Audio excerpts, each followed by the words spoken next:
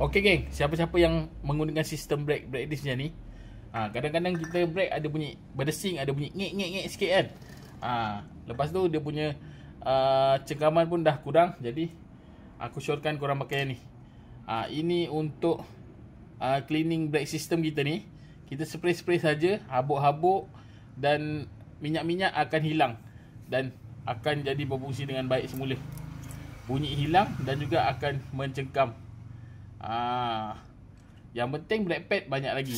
Cara pakai dia senang je. Kita spray dekat kawasan brake pad ni.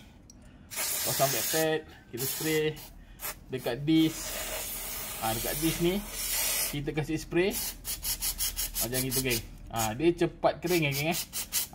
Lepas tu tak berminyak.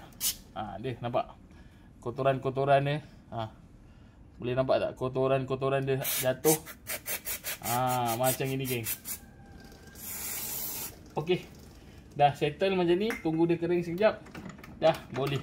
Dan makin mencengkam geng. Pasal dia punya habuk-habuk, dia punya minyak grease ke apa benda, minyak-minyak dah hilang.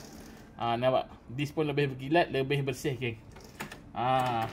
Boleh beli brake cleaner ni dekat beg kuning sekarang. Sementara stok masih ada dan sementara harga dia murah geng. Beli sekarang memang berbaloi geng.